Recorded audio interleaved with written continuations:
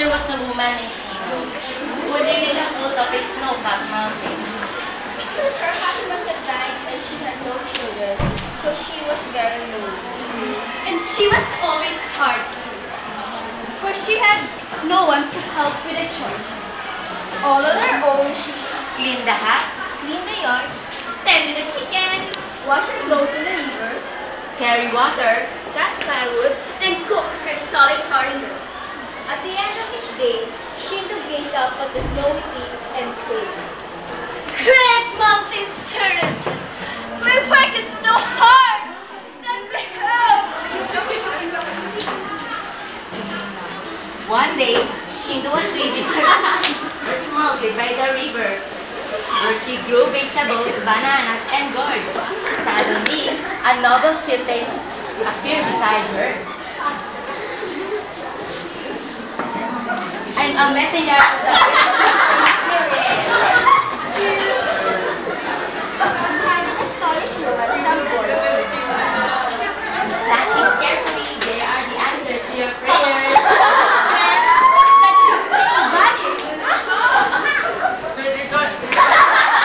What help could I get from a handful of seeds?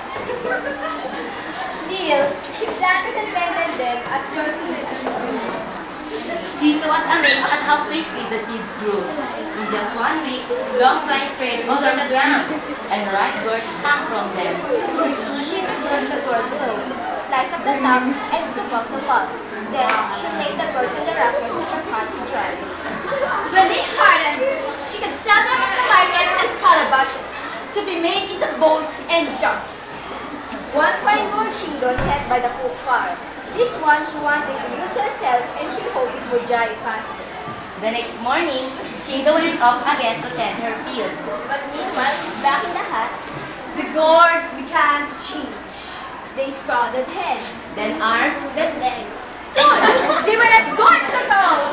They were one boy lay by the fire. Shinto had put the fine gourd. the other children called to him from the rafters.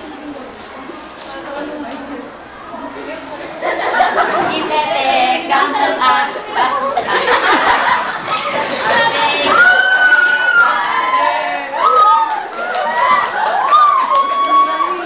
Ginetta helped her brothers and sisters down from the rock. Then the children started with the other chores. Clean the yard. Feed the chicken. Wash the clothes. Yes, water. Camille, all dry clean, but Kitete. The fire had made the boys so weary, so they just sat there, mindless fighting. When the work was done, Ginetta helped the others climb back on the rock. Then they all turned again to the gourds. That afternoon, as she returned home, the other woman of the village called to her. Who are those children in your yard today? Where'd she come from? Why were they doing your chores? What children? Are you all making fun of them? Monologue. She was astounded. Your work was done and even her food was ready. Could not imagine who had helped her. The same thing happened the next day. As soon as Shinto had run off, the bird turned into children. And ours! And legs. The one on the tractor called out. Kitete,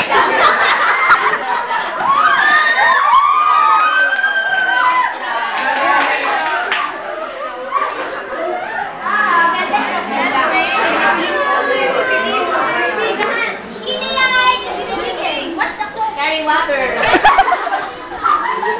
they climbed up to the rock and turned again into gold. Once more, Shinto came home and was amazed to see the work all done. But this time, she decided to find out who were her helpers. The next morning, Shinto pretended to leave. He slipped out the door of the hut children. And ours! And she heard the mother of the raptors call out. Kitete.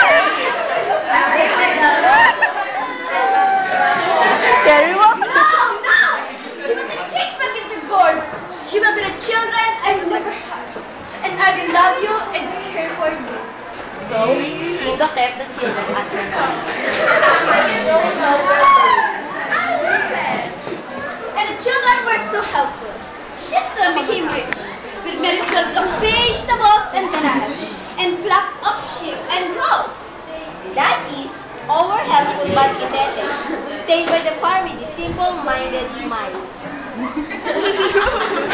Most of the time, Shindo didn't mind. Tata was really her favorite because he was like a sweet baby. Sometimes, when she was tired or unhappy about something else, she would get annoyed and yell at him. You useless child! Why can't you smart like your brothers and sisters and work as hard as they do? The Tete would only grin back at her. One day, Shindo was out in the yard, cutting vegetables for her family. As she carried the pot from the bright sunlight into the hat, she tripped over Kitete.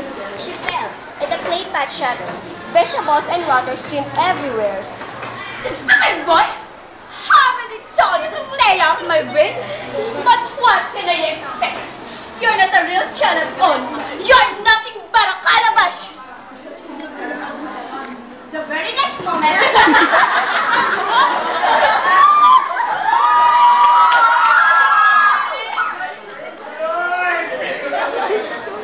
In his place was a morgue.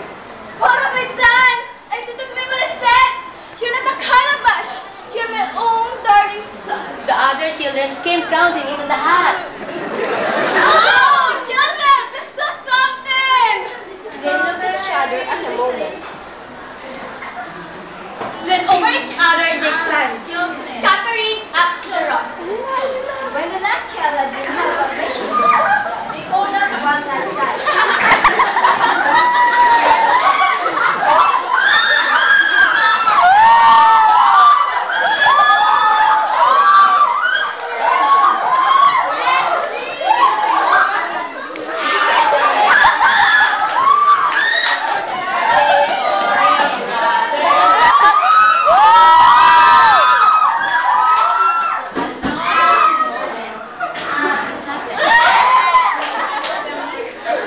The board began to cheer. It sprouted ahead, Then arms, then